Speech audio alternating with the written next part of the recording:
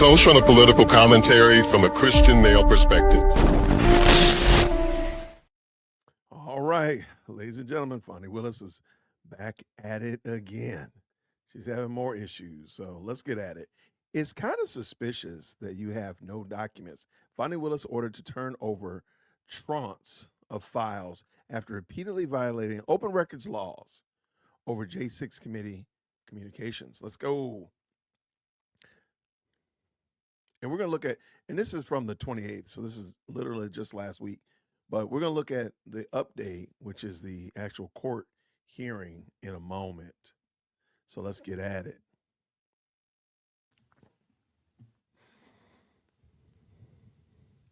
Fulton County District Attorney Fani Willis must turn over a tranche. I love the word tranche. I don't know where that word came from, but I am all about it. Of documents for a judge's inspection in a public records case where her office was found to have repeatedly violated open records laws. As Law and Crime previously reported, those violations occurred when the prosecutor's office, in response to open records requests, denied having any documents showing any communications with special counsel Jack Smith or members of the since defunct House Select Committee investigating the J6 attack on the U.S. Capitol. Late last year, in response to a lawsuit filed by the conservative government watchdog group Judicial Watch, Fulton County Superior Court Judge Robert McBurney ordered the district attorney's office to provide the requested documents and or explain their continued absence, leaving open the possibility of attorney's fees. Now, after falsely claiming any such records existed for months, and after being assessed the fine of $21,578, the attorney's fees and costs, Willis and her office admit that there are such documents. The DA is continuing to withhold these documents from the nonprofit on the basis that they are exempt pursuant to a section of the Georgia law. Following the default judgment, Judicial Watch asked for a special master to scour the agency's files for documents or for the court to conduct an in-camera inspection of the documents. Willis, in turn, fiercely opposed a special master as incredibly intrusive. Fani Willis also was caught red-handedly hiding documents, or rather records, by Judicial Watch and the court. Judicial Watch President Tom Fulton said in a statement, "We're asking for the court to appoint special master because Willis simply cannot be trusted to come clean." During a Friday hearing, McBurney said it was simply far too soon to appoint a special master, but made clear he would not discount the necessity of such a move in the future. Formally, that motion was held in as abeyance. The majority of the hearing hashed out how to deal with the forthcoming in-camera review of the documents in question. "I can appoint a special master," McBurney said, but noted that it would be an expensive undertaking that would be paid for by both sides.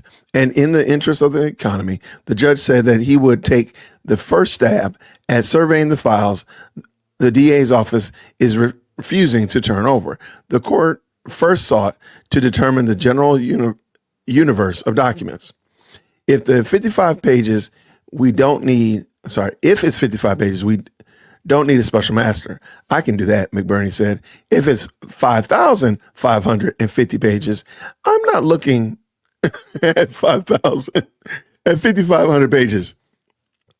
"Well, I will, but I'll get that done over the next 4 years, and that's not helpful to anyone." I like McBurney's snarkiness. He's kind of funny. I have to give him some. Let's keep this going. Let's go.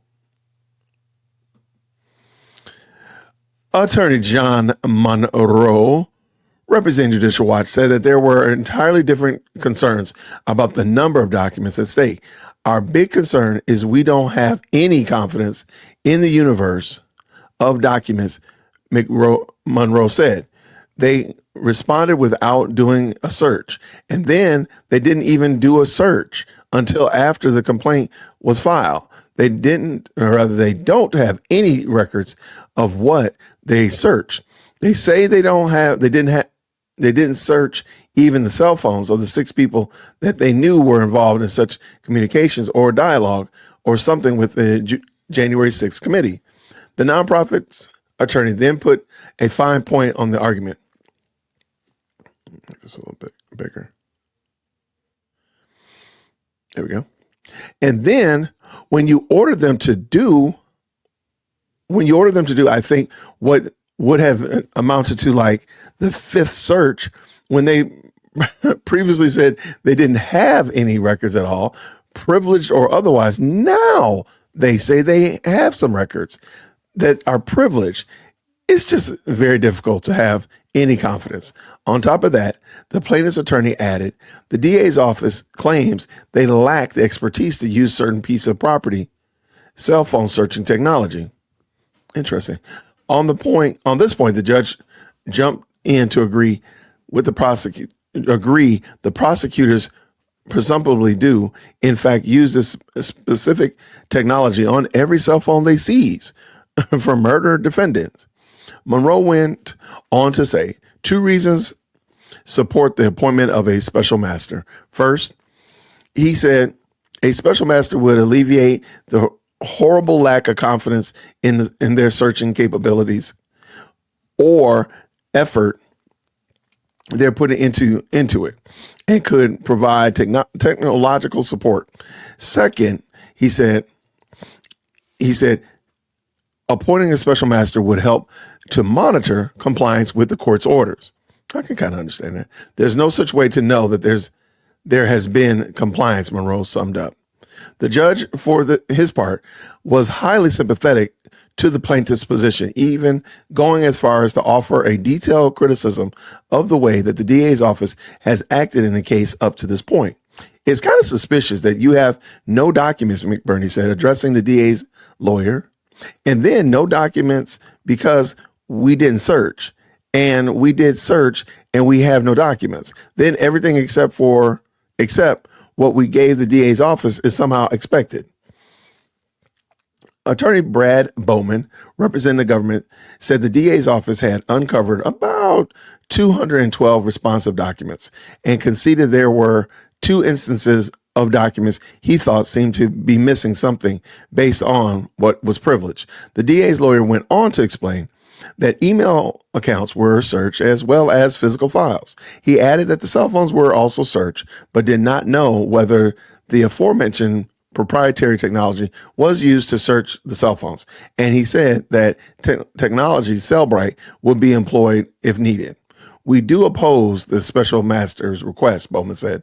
The DA's office now, however, was willing to turn the documents over to the court, but insisted they should not be publicly released. That answer more or less convinced the judge, for now at least. The judge said that he would issue an order in the near future containing deadlines for the DA's office to comply. That order, the court said, would also direct the DA's office to provide detailed affidavit about how the search was conducted, and an appendix with the search terms used to conduct the search. And an appendix with the search terms used. Yes. Before any of that, however, the court anticipated some back and forth motions practice about what the affidavit and the appendix would contain. The plaintiffs, winning on the request for an in-camera review, went on to voice concerns about the sufficiency of that relief. I'm troubled by the fact that there were still leaving the DA's office to their own devices on how to do the search, Monroe said, especially with the track record. Should be with their track record. The judge signaled quite vocally that he was sympathetic to those concerns, but made clear that the court was not ready to subject the DA's office to more evasive measures at present. You should continue to be the skeptic in the voice of skepticism, McBurney advised, holding out the idea that the special master down the line. I remain open to that concept. This is a graduated approach. if I look at the 212 pages and I'm grossly underwhelmed, and it's just a patent, and there's got to be other things out there, then we're done with the DA telling the county attorney, "Don't worry, I got this. We'll bring in the professionals." That will be messy, and so I won't do that lightly. No opinions are off the table. All right, that is that. So let's go actually watch this and see what actually happened. So, all right, Ms. Taylor, are you able to hear us?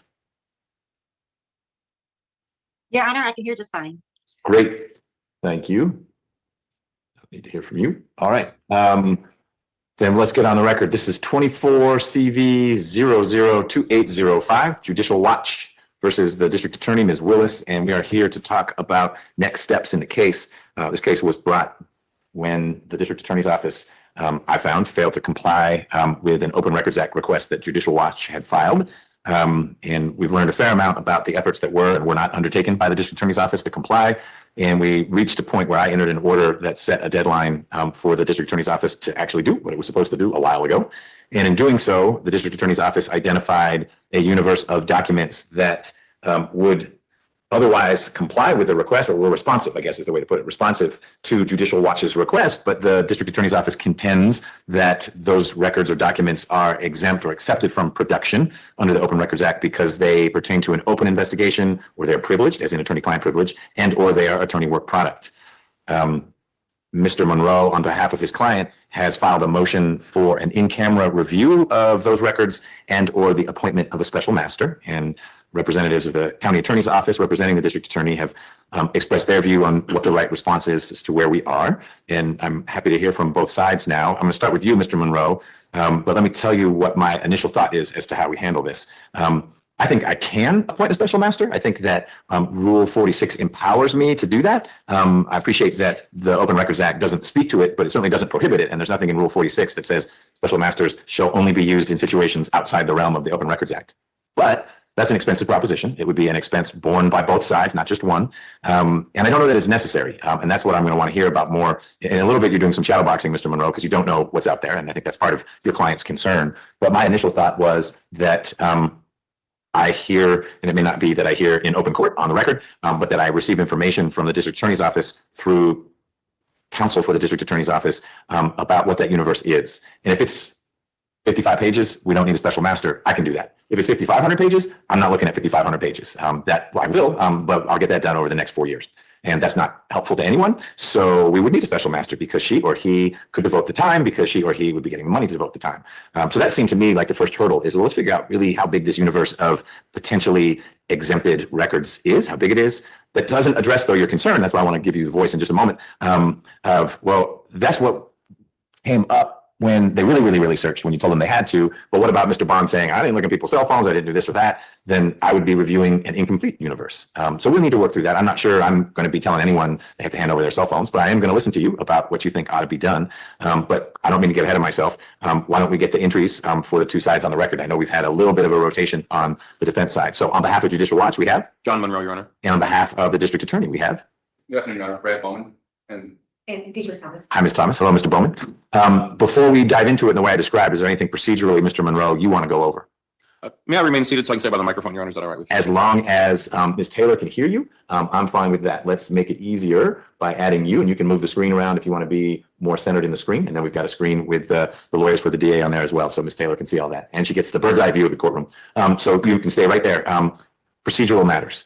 I'm not sure, Your Honor. I just want to point out, I think this hearing was noticed for both the in-camera inspection and or the special master appointment. I'm not sure what we can do today about the in-camera inspection, because one of the issues we have is there wasn't a privilege log or anything else associated with it. I suppose that the defendant could just hand over everything they say is responsive and you could sort through it. I think that would probably be doing a disservice to you if they didn't start by at least identifying what they have. And as they point out in their brief, one of the things that could be done is a hearing to determine, based on their description of what they have, whether it might even qualify, because we might that could be done. I don't know that it has to be done. And I'm not interested in compelling the district attorney's office to describe things, especially where one of the categories is open investigation. So I'm very comfortable starting the way I described. And I didn't mean to suggest if we mislabeled the notice for this hearing, today is not the day for the in-camera review.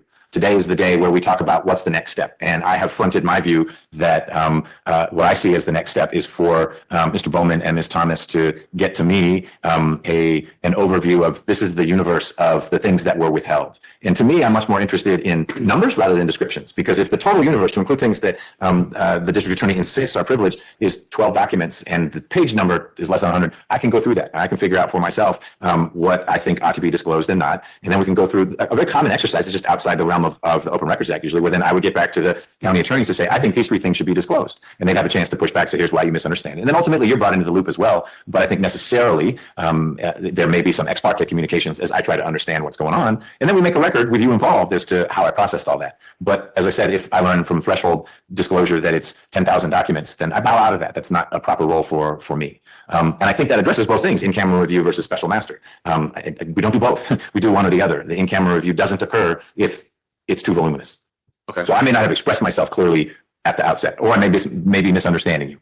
I don't think so. I just wanted to point out that, well, what I said is what I said, so I'll leave it at that. Okay. But I guess I'd also add to what you just said, though, that I don't think it's either or on whether you disclose or don't disclose. I think redaction is also a possible option. Sure. I'm sorry. The either or to me was right now special master versus in camera. But you're exactly right. There may be this document right here, and the part that's super sensitive is this paragraph right here. It's redacted, and then the rest ought to be disclosed.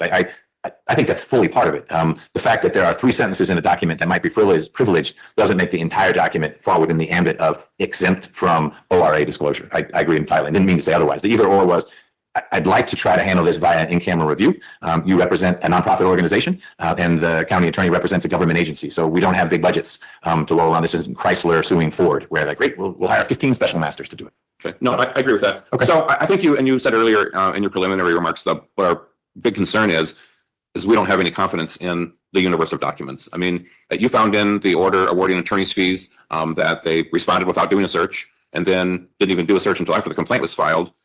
They don't have any records of what they searched. They say they didn't search even the cell phones of the 6 people that they knew were involved in some communication or dialogue or something with the January 6th committee. And then when you ordered them to do, I think what would have amounted to like the 5th search, when they previously said they don't have any records at all, privileged or otherwise, now they say they have some records that are privileged. It's just very difficult to have any confidence. Oh, and they said they didn't know how to use the Cellbrite technology to do kind of forensic searches, even though that's how they do technology, and they presumably use it a lot. And They do with every cell phone that they seize from a murder defendant. Exactly. Right. So that tells me that there might be a technological issue. So we think a special master is going to be required for a couple of reasons. One is the horrible lack of confidence in their searching capabilities or effort that they're putting into it. And if they turn over the 55 documents to you and you say, yep, those are privileged, fine, we're done. Like you said, there might be 5,500 out there that they should have produced and didn't.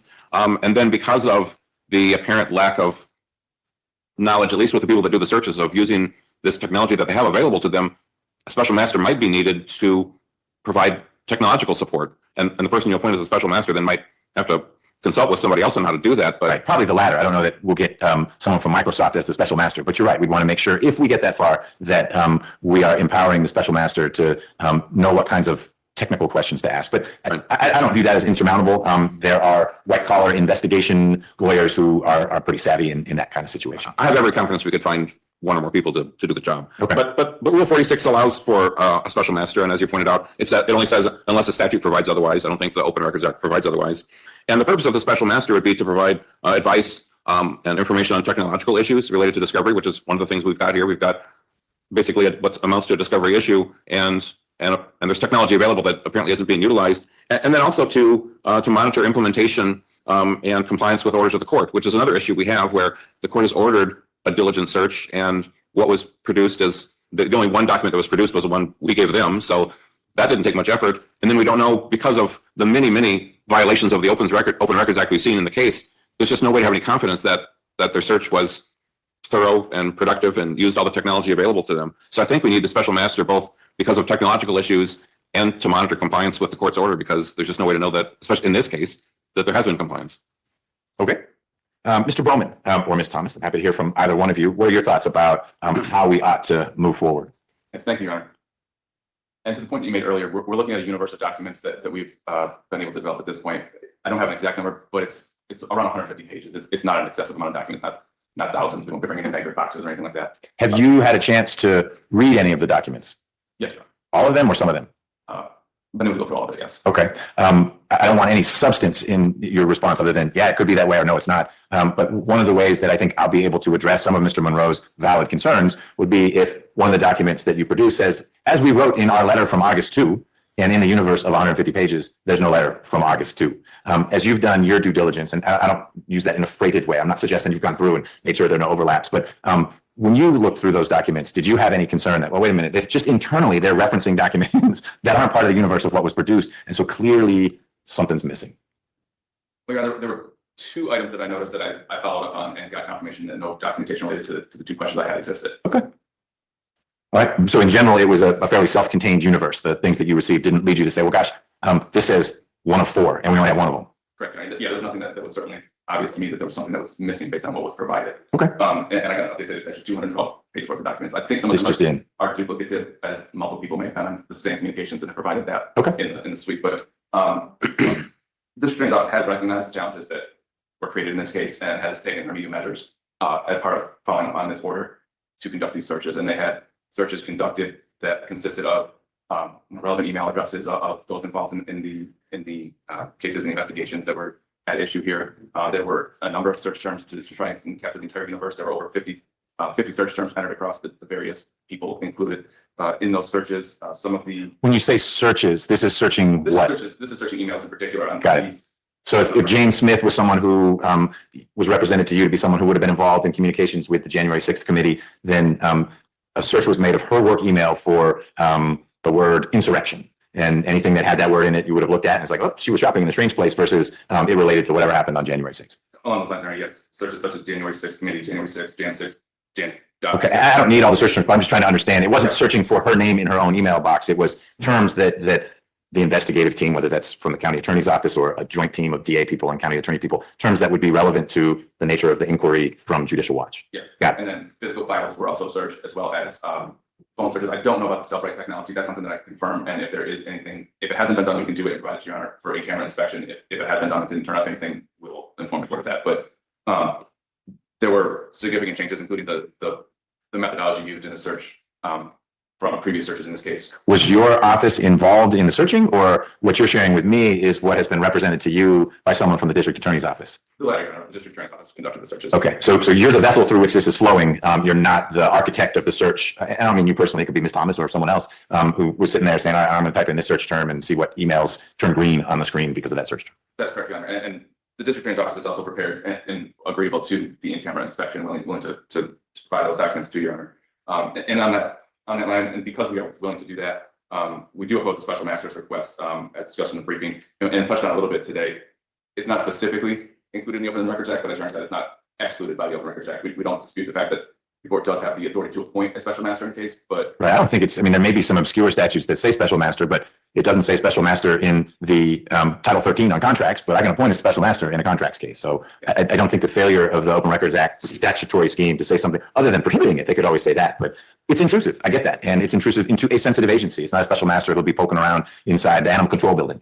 So I understand the sensitivity of that. And I still view that as a second step that right now we're going to hold in abeyance while I have some other thoughts about what's going to need to be documented from the district attorney's side to flesh out this record, but you should keep going. right, and I certainly agree with I think all of that, Your Honor. And as you mentioned, just one of the things that we want to point was certainly the burden that would very much outweigh the benefit in this case of, especially at this stage, appointing a special master. When you say at this stage, it's too late for a special master or it's high time for a special master? No, you're not. Just in particular now, because we believe that the in-camera review of the documents will allow you to make a determination, and that, the as we mentioned, the size and the scope of the universe of documents here and what they'll reflect. We believe that, John, you are in a position and certainly have the ability to view that and review that and make that determination without outside assistance. And so based on that, I think that's kind of where we are. We're happy to provide the documents that we've determined for in-camera inspection and just, kind of reiterate that we believe that they're not suitable for public disclosure, and they are subject to the exemption. And there are a couple cases that definitely support it, as well as the actual statutes themselves.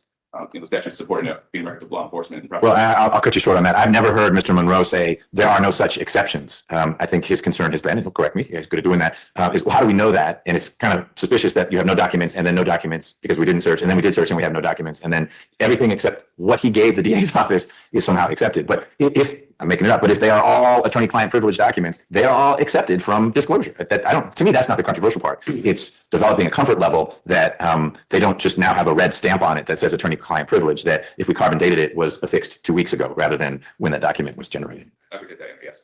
And I think that more than the privilege, it's both the investigatory aspect and the work product aspect that are the more prevalent. Let's talk a little bit about the open investigation because Mr. Monroe, I think, made the wise request of, hey, we don't want to have to come back here and do more litigation once the investigation is closed. Things that the DA has put into the bucket of open investigation, the bottom of that bucket falls out once an investigation is closed. That's in the Open Records Act. I don't know how much you can say or you know about the investigation. I don't know what makes an investigation open or closed. People have been indicted. And in some ways that closes the investigation because now there's an indictment. The investigation is over. We're getting for the grand jury indicts, and now there is a prosecution. So that's the P word, not the I word. And so we may need to do a little litigation around that. And that's setting aside the question of, it may not even be this office that's doing the prosecution going forward. That doesn't mean that the prosecution is closed or the investigation is closed, and it's just a different entity. They might have the very same concerns. They might take a different view as to, but for now, we're getting the view of the prosecuting entity. But talk to me a little bit about what open investigation means in the context of a indicted case. And Your Honor, the exemption cited actually applies to both investigation and prosecution in this case, and the documents we believe would also, in addition to being part of the open investigation, do still constitute attorney work product as well as part of it. I see your point. No, there it is. It's exemption or exception 4 is any pending investigation or prosecution. And we call it open investigation for shorthand, but it is clearly a pending prosecution. It's an open case on appeal, but it's a pending prosecution. So I won't bug you about that. It could be both, and there's actually a case that talks about that a little bit, a 2015 case from the Georgia Supreme Court, Evans versus Georgia Bureau of Investigation, 297, Georgia 318. Okay. And so with that, I think we're comfortable providing documents for in-camera inspection and of course, with any directions that the court would want to provide on how to accomplish that. Okay. I appreciate that. I appreciate the work you all have done. I hope Ms. Monroe, your predecessor on this, is doing well wherever she has ended up. Do we know where she ended up? I don't recall exactly. I know she ended up, I think she's somewhere with the state, if I'm not mistaken. Okay. All right. Mr. Monroe, you're as the movement here. Anything you want to say in response, beyond what you've already said, in response to Mr. Bowman? A couple observations, I guess, Your Honor. One is, when you gave examples, you said 100 documents, you're fine with that. 1,000, you're not. Now we're hearing a number in between. So I don't know where that leaves you. 212 seems like it's a bit of work. I don't have any lack of confidence in your ability to look at documents and see if they're privileged or not. I'm not the least bit concerned about that. I'm not sure that you would have the ability to look at whatever they provide and have any more or less confidence in the thoroughness of the search done. So I think, I don't know how that issue is going to get resolved or go away. Well, I've been thinking about that, and I'm going to engage with you and Mr. Bowman in a minute. So we'll keep talking about that. What else? That's all, Your Honor. Thank you. Okay. I share your concern. And you were gracious in saying the court found X, the court found Y. The bond said X and Y. I mean, my findings were based on what the district attorney's deponent said. Yeah, we really didn't search the first time we said we searched, and so on and so forth. And I'm not pillorying him. He gave truthful testimony. But the facts of the case are such that everyone involved, in particular the lawyers who are now representing the district attorney's office, should be leery of a representation that, don't worry, we got this. It was 100% thorough. So I actually took solace in hearing Mr. Bowman describe in some detail the what sounds like the greater level of thoroughness of this most recent search. That said, my plan, to be modified by your input in just a moment, is to enter an order that indicates what we're doing next. And it's going to direct that Mr. Bowman or the county attorney's office get to me the 212 pages, et cetera, and any cover documentation that might help if they've been given notice by the district attorney's office. These pages go into the open investigation bucket, and these pages go into the work product bucket. And it may be that there's a document that goes into all three, and that's fine. It doesn't need to be mutually exclusive. And you don't need to do that, but it will help me I may look at this and say, there's nothing privileged in here at all. And if you were stuck in a room with me, you'd say, it's not privileged, Judge. This is work product. So it would save some back and forth, although I don't mind having back and forth. If either you've categorized them through your review or confirmed you agree with that, that you're sort of affirming the district attorney's designation, or if they've done it. It doesn't matter who has designated it. That would help. But I intend to enter an order that says I will perform an in-camera review, but I would like to also include in that order some details, or maybe in the order direct the county attorney's office to provide an affidavit that would go into the record that details some of the specifics of the search. I think that we ought to have an appendix to an affidavit that says these were the search terms. I think that's relevant because Mr. Monroe and his client could read through that and say, why is the word Trump not in there at all? Or the word, the name Jack Smith, or and maybe there's a good reason why, but there could just be some things that were overlooked. It's been 4 years, and yet here we are still at this. And so someone may not have thought of something that was germane at the time. And I don't think there's anything sensitive about it, but there may be, which is why I'll let you flag something like, here are 99% of the search terms that can be filed in the record. Here are the 11 that will disclose in confidence or in camera, and I'll figure out how to disclose to Mr. Monroe if I'm going to do that. But I think search terms would be helpful. I think a description of how the search occurred, and I need to be clear in that, but it would be the work emails of people involved with the investigation were searched using these search terms. You mentioned physical files were searched. I don't know exactly what that means. I know generally I'm envisioning a manila folder open and you flip through it and, okay, this is an invoice. That's not interesting. Oh, here's a letter from Jack Smith. That's got to put that in there. But some description of here are the steps that were taken beyond Dexter Bond walking down the hall and say, hey, anyone have anything? And he said, I didn't hear anything from anyone. And it turns out he did that Saturday afternoon. But something that would allow Mr. Monroe an opportunity to do what he's good at, which would be to pick at and say, I hear you, that's great, that's 100 search terms, but you're missing these 5. And then I'd be in a position to say, we ought to search under those, or you know what, Jack Smith versus Jack Q. Smith, I'm not gonna make them run it again because they didn't include his middle initial, because they would have caught Jack and Smith and it doesn't matter what the middle initial is. But I think that will help me, and I don't know whether it will help plaintiff, but it will help me be more comfortable that we are finally getting closer to the type of search that should have occurred way back when the Open Records Act request hit that portal, and the poor county attorney person who had to have her name on all these things saying it's all good, even though she didn't do any of it. It was the DA's office that didn't do any of it, and she had to have her name associated with that. You know, down in the chat, down in the comments section, let me know, do you think that all of this work, all of this effort is actually going to yield anything of benefit? Let me know what you think down in the comments. Let me know. Maybe you think this is totally useful, or you think it's totally waste of time. I think the whole case is a waste of time. My own personal assessment is that the case is a waste of time. But the fact that Fani Willis is still fighting for this is pretty interesting. Like, wow, she's still going strong on this. That's crazy. Let's get done. Let's go. So I think that's what I'd like to do. And I would invite and welcome input from you, Mr. Monroe, as to what you'd want to see in that affidavit or filing that would come from the county attorney's office, detailing what was searched and maybe whose accounts were searched. I don't want to get too many names out in public as to who's investigating what, given what's been happening to FBI agents who were involved with January 6th. But again, there may be ways we can make clear that it wasn't one email account that was searched. It was 27 that were searched. And the more that is done, the more of a hallmark of thoroughness that we see there. So do you want to take some time to think about it, and then you can, people don't need to keep filing things. You can send an email to me copying Mr. Bowman and Ms. Thomas saying, I think it would be helpful to also get some information about this aspect of the search, if they even did that, because it may be that there's this description of what they did, and then your observation is, why didn't this kind of search happen as well? Yeah, I think I'd like to do the latter. Consult with my clients. They do a lot of open record stuff all over the country, so they live and breathe this every day. So I'd like to consult with them about it. Okay. I do have one concern that I'm not sure you can address really at this stage, but Mr. Rowan said that all the searching was done by the DA's office, and I mean, maybe that's okay, maybe it's not, but in my experience in other civil cases with some kind of intensive electronic discovery, usually the attorneys are pretty intimately involved in that, kind of directing it and making sure that what got searched was the appropriate thing to search. I'm troubled by the fact that we're still leaving the DA's office to its own devices on how to do the search, especially with the track record. Sure. I appreciate that, and it may well be that after I've had a chance to look at the 212 pages, and you and I both are able to process what's submitted through the county attorney's office about the specifics of I'm gonna call it the search protocol, things that were done to yield these documents, that a step that I direct is that Mr. Bowman needs to go in there and hit go on the search as well to confirm that that's what comes up. I'm not there yet, but you are not being conspiracy minded in my mind to say it's a little odd that we're suddenly saying, okay, on the 5th go around, they meant it when they said, no, we researched thoroughly this time. So you should continue to be the skeptic and voice that skepticism. I'm trying to help everyone paint the picture of what does this latest effort really look like. And it may in the end satisfy me. It may leave your client unsatisfied. But that's where client management comes in, or an appeal, or whatever. But we're not at that point yet. I need to go through the documents, and then we need to get that submission from the county attorney's office after you and I both have had a chance to think a little bit more about what do we want that affidavit or whatever it's going to be to look like. What are the contents? What were the search terms? Whose accounts were searched? Again, balancing, I'm going to call it privacy interest. We're all public. You're not, but we're all public servants. But there are reasons to be careful about the identity of public servants right now who were doing what they were told to do by a superior. And in the eyes of some right now, that was treasonous activity. It's unfortunate that that's how it's being cast. But it's going to make me be careful about not how we disclose disclosable information, but how we manage the process of describing who had a role in the investigative work that was going on. Okay. All right. Anything else you want to add? No, thanks. All right, Mr. Bowman, anything else? I don't believe anything further. Thank you.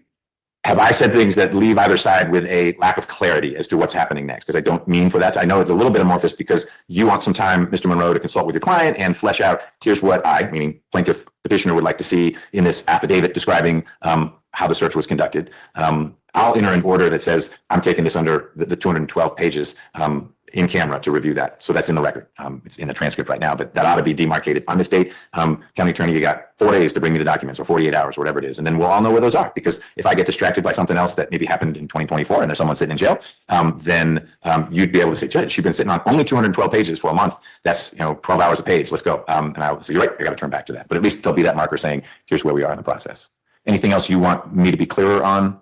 No, I guess I just observe that I know the defendant in their brief said that a hearing was required before you do an in-camera inspection, but then in the brief, they also said they would consent to one. So I just want the record to be clear that if there is any hearing requirement, they would essentially waive that so that we don't have that issue come up later. Okay, well, we're having a hearing now. It's addressing the in-camera inspection. I don't think I need one for an in-camera inspection. I think I need one for a special master. You pointed that out. Rule 46 says I can't appoint a special master without a hearing. I'm not appointing a special master right now, but we've had a hearing on both topics. And I find that both sides have had sufficient time to resist the concept of an in-camera review or to support it. And I think we're at a point right now where everyone is agreeing, okay, the next step will be an in-camera review. You are not waiving, Mr. Monroe, your efforts to have a special master involved. No. And you're not. I'm telling you, you're not.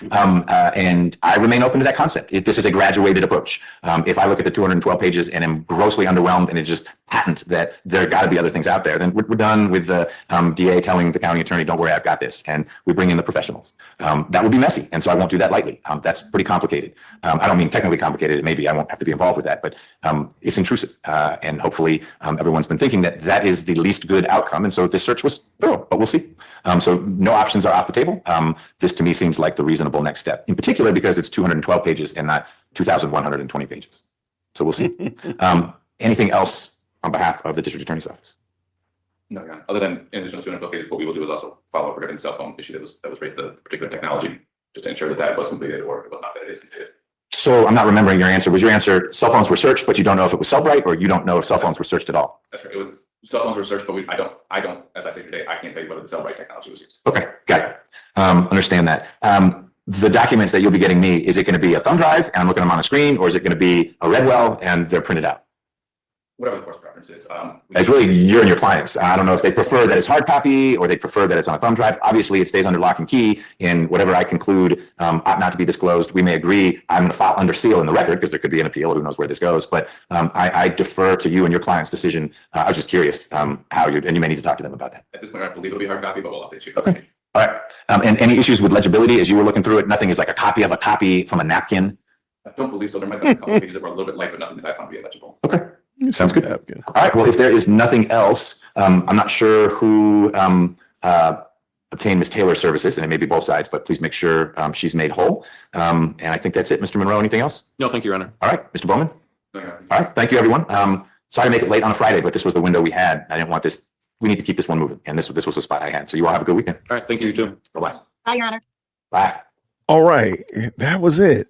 So I like McBurney. McBurney seems to be right to the point. He's getting it done. Now, I think they're going to end up having to get a special master.